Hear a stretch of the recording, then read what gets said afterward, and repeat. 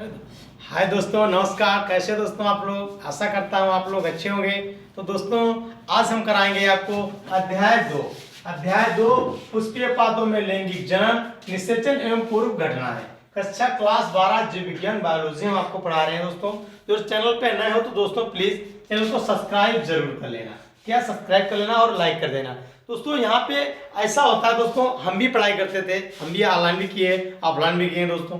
बात यह है दोस्तों कि यहाँ पे जो आप ऑनलाइन करते हो, कॉपी कलम लेके नहीं बैठते हो तो क्या बोर होने लगते हो। क्या होते हो? बोर होने लगते हो। आप अभी पढ़ाई का टेस्ट नहीं जान रहे हो। जब आप पढ़ाई का टेस्ट जान जाओगे, बोर नहीं होगे, तब दोस्तों आपको 100% आ लगेगा। फिर दोस्तों ये बायोलॉजी ऐसी बातें है, इसमें बोर होना मतलब ऐसे आपको आती तो है नहीं है।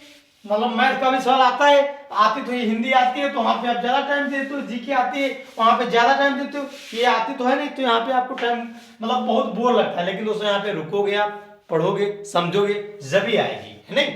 जभी आपको आएगी। पीढ़ी एकांतरण किसे कहते हैं? अब ये क्वेश्चन आ गया। अब आप लिखिएगा उत्तर।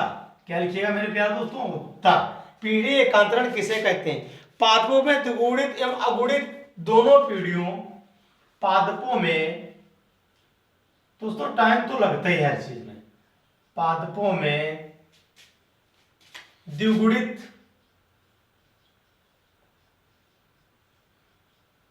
एवं द्विगुणित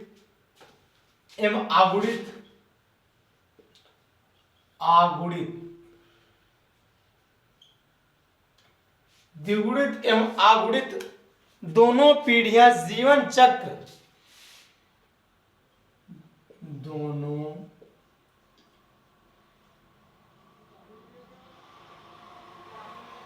पीढ़ियां जीवन चक्र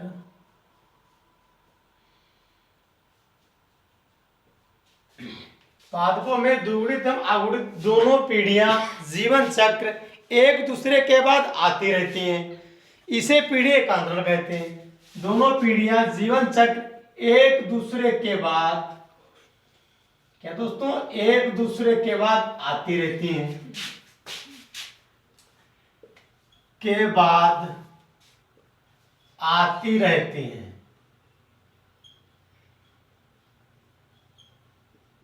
आती रहती है। इसे पीढ़ी एकांतरण कहते हैं। इसे पीढ़ी एकांतरण कहते हैं। क्या कहते हैं दोस्तों? इसे पीढ़ी एकांतरण कहते हैं।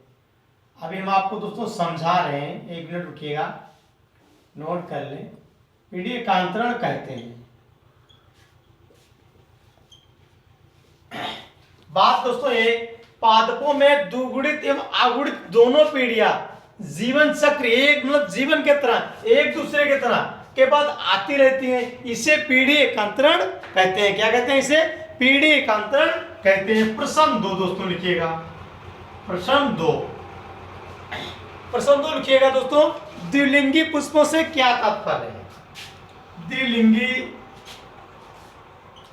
दोस्तों ये क्वेश्चन बार एग्जाम में भी यही क्वेश्चन हटते हैं। सरकारी जॉब देते हैं, UPSI, UPP, APSS, UP triple SC, कोई भी एग्जाम हो तो ये नीट की परीक्षा यही आपको परेशान करते हैं, यही परेशान करते हैं। ठीक है दोस्तों, द्विलिंगी पुष्पों से आप क्या समझते हैं? द्विलिंगी पुष्पों से आप क्या समझते हो? क्या समझते हो? द्विलिंगी पुष्पों से आप क्या समझते हो? तो दोस्तों उत्तर लिखिएगा। क्या लिखिएगा? उत्तर में लिखिएगा दोस्तों, जिस पुष्प में नर एवं मादा दोनों जनांग पाए जाते हैं उसे द्विलिंगी पुष्प कहते हैं। जिस पुष्प में नर एवं मादा, जिस पुष्प में नर एवं मादा दोनों जननांग पाए जाते हैं। क्या पाए जाते हैं दोस्तों? दोनों जननांग पाए जाते हैं, दोनों जनन अंग पाए जाते हैं, उसे द्विलिंगी पुष्प कहते हैं। उसे द्विलिंगी पुष्प कहते हैं।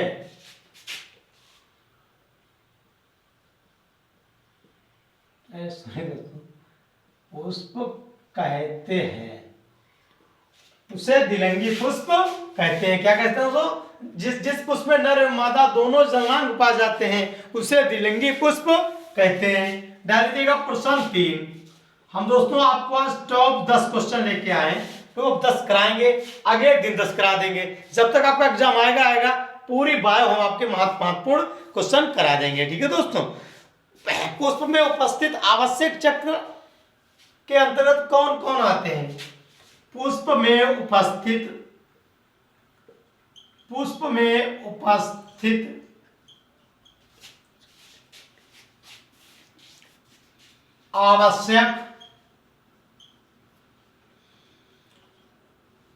आवश्यक जीवन चक्र, आवश्यक चक्र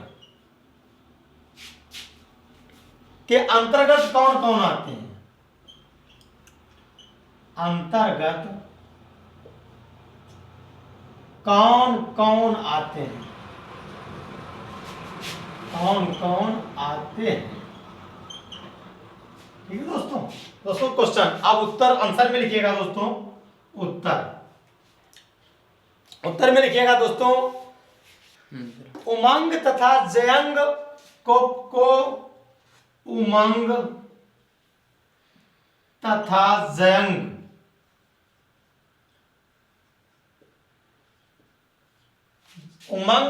जयंग को पुष्प का आवश्यक चक्र कहते हैं। उमंग तथा जयंग को पुष्प का आवश्यक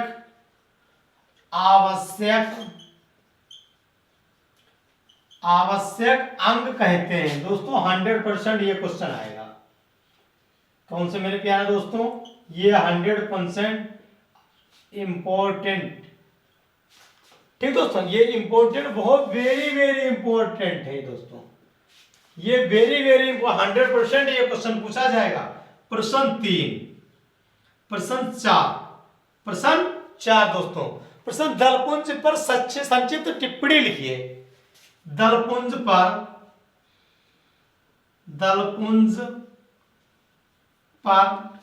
संक्षिप्त टिप्पणी लिखिए।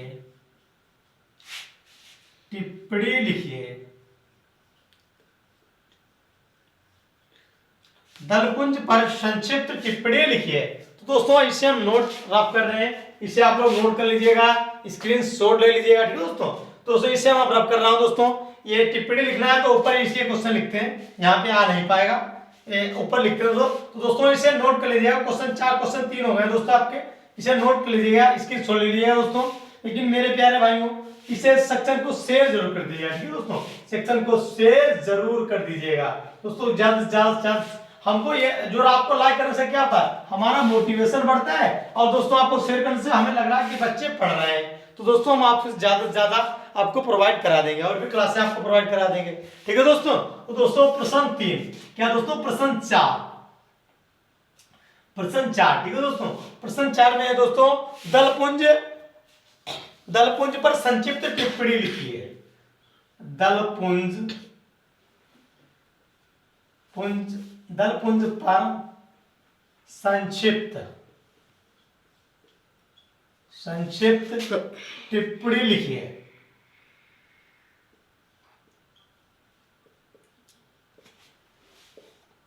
दलपुंज पर संक्षिप्त टिप्पणी लिखिए। तो देखिए उत्तर में लिखिएगा आप टिप्पणी, हेडिंग डाल लीजिएगा टिप्पणी, बस हेडिंग डाल के लिखिएगा दोस्तों टिप्पणी। दलपुंज परागण तथा कीटों, दलपुंज दोस्तों हम महत्वपूर्ण ही क्वेश्चन कराएंगे। दलपुंज परागण तथा कीटों, दलपुंज परागण तथा कीटों को आकर्षित करने हेतु प्रायः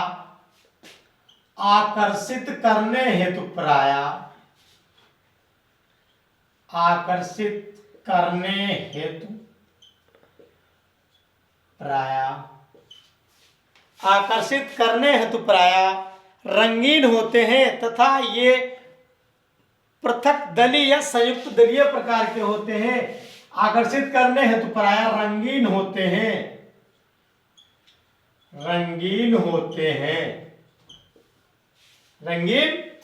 ठीक है दोस्तों, ये पृथक ये पृथक दली या संयुक्त दली, पृथक दली या संयुक्त दली प्रकार के होते हैं, प्रकार के होते हैं। ठीक है मेरे प्यारे दोस्तों, कैसे होते हैं? दलपुंज परागण तथा कीटों आकर्षित करने हेतु प्राय रंगीन होते हैं। ये पृथक दली या संयुक्त दली, पृथक दली या संयुक्त दली प्रकार के होते हैं। ठीक है दोस्तों, पुमंग से आप क्या तत्पर है? पुमंग से क्या तत्पर है? दोस्तों ये बहुत महत्वपूर्ण क्वेश्चन है, आपको ये 2 अंक का भी आ सकता है, 3 अंक का, इसमें मतलब बड़ा चुना के और थोड़ा लिख देना। ठीक है दोस्तों, इसमें और लिख देना पुमंग से आप से क्या तत्पर है। बहुत महत्वपूर्ण दोस्तों क्वेश्चन, वेरी वेरी इंपॉर्टेंट है ये क्वेश्चन दोस्तों, वेरी वेरी इंपॉर्टेंट। पुमंग से क्या तत्पर है?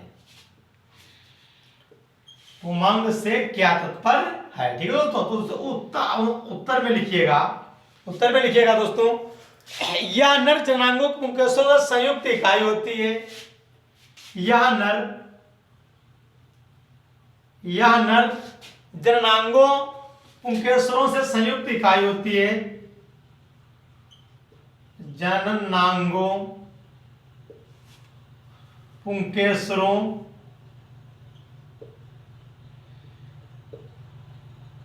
पुंकेसरों की संयुक्त इकाई होती है,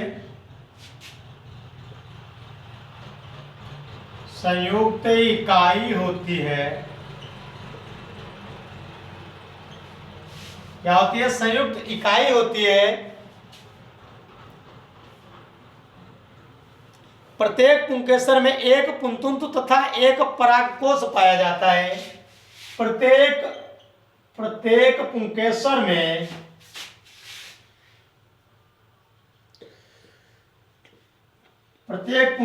में एक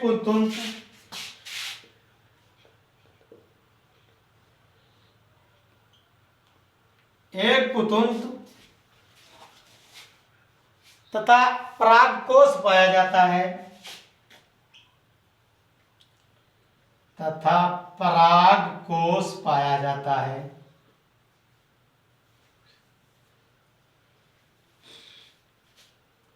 परागकोश पाया जाता है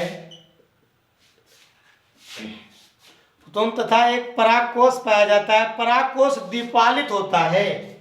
परागकोश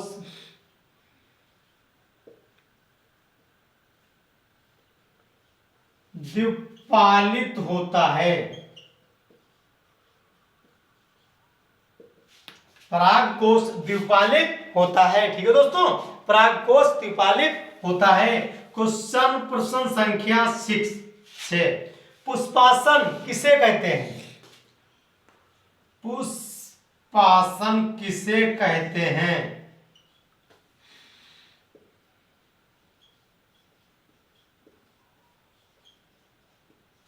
पुष्पासन किसे कहते हैं? उत्तर में प्यारे दोस्तों लिखिएगा, यह पुष्प का वह भाग है जिस पर सभी पुष्पांग लगे रहते हैं।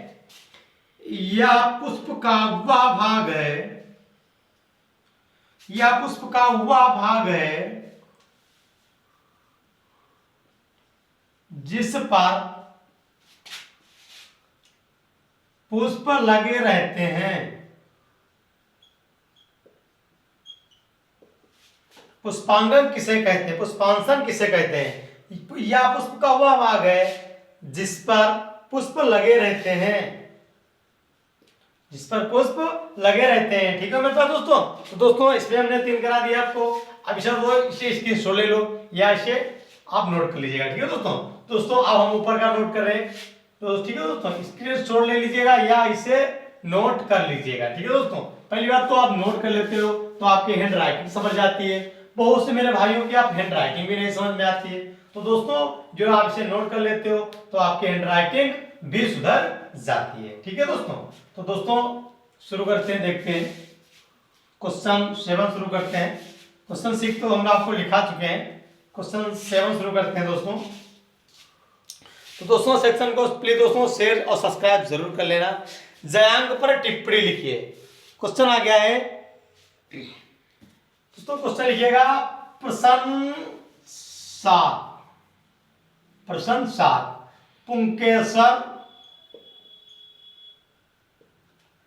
पुंकेसर कितने भागों में विभाजित होता है?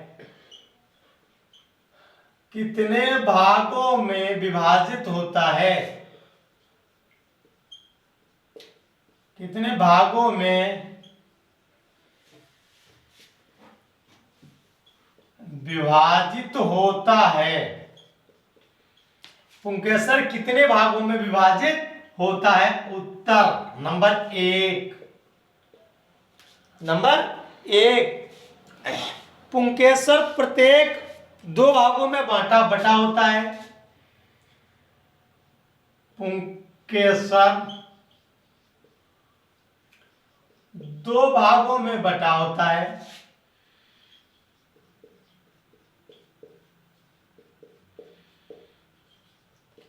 बटा होता है। पुंकेसर 2 भागों में बटा होता है, जिसमें एक बीजांडुयुक्त, एक परागकोश तथा दूसरा पतला पुतुंत होता है। जिसमें एक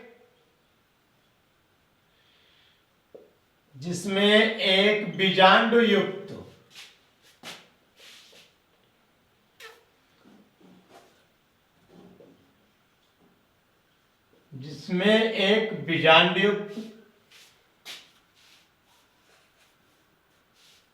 भाग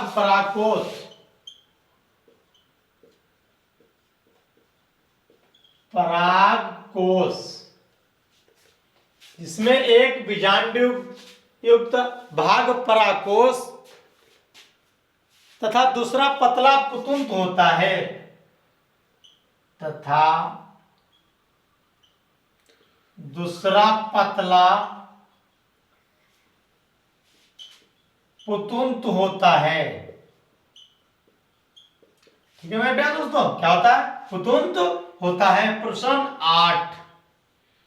प्रश्न 8 दोस्तों करा रहे हैं आपको। प्रश्न 8 में तो लिखिएगा आपको,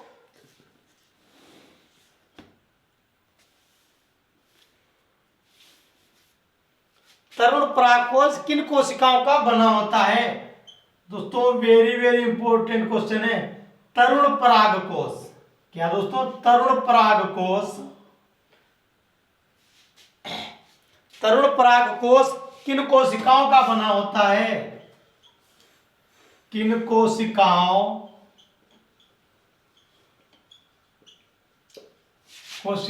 का बना होता है? किन कोशिकाओं का बना होता है? उत्तर में लिखिएगा मेरे प्यारे दोस्तों। तरुण परागकोश विभेदयोतक का बना होता है। तरुण परागकोश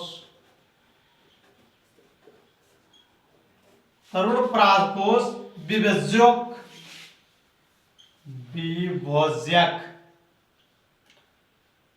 का बना होता है।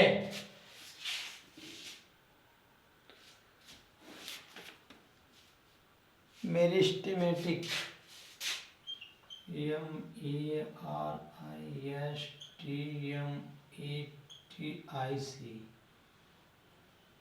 सेल्स का बना होता है।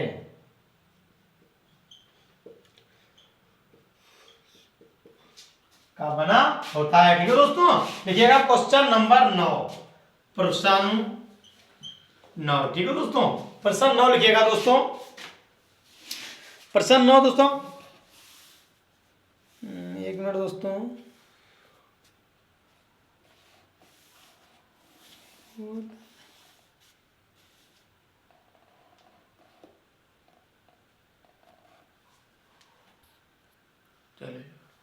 निम्नलिखित पुष्प किसे कहते हैं? दोस्तों हम आपको नए नए नाम बताएंगे। नए पुष्प किसे कहते हैं? निम्नलिखित पुष्प किसे कहते हैं? तो यही एग्जामिनर उठा के पूछ देता है, फिर आप लोग कहते हो कि हमें सर मालूम नहीं है। निम्नलिखित पुष्प किसे कहते हैं? कुछ द्विलिंगी पुष्प कभी नहीं खिलते हैं। कुछ द्विलिंगी पुष्प कभी नहीं खिलते हैं, ऐसे पुष्प निम्नलिखित पुष्प कहलाते हैं। जैसे मूंगफली, कनकौआ। क्या दोस्तों? कुछ द्विलिंगी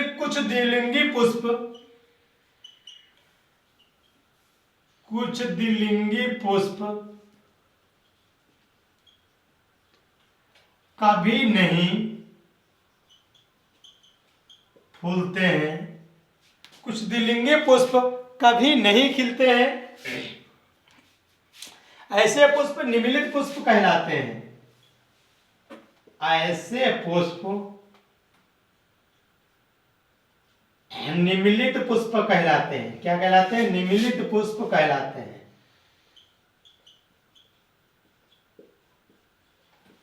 निम्नलिखित पुष्प कहलाते हैं। जैसे हेडिंग में लिखिएगा मूंगफली, कनकौआ। मूंगफली, कनकौआ।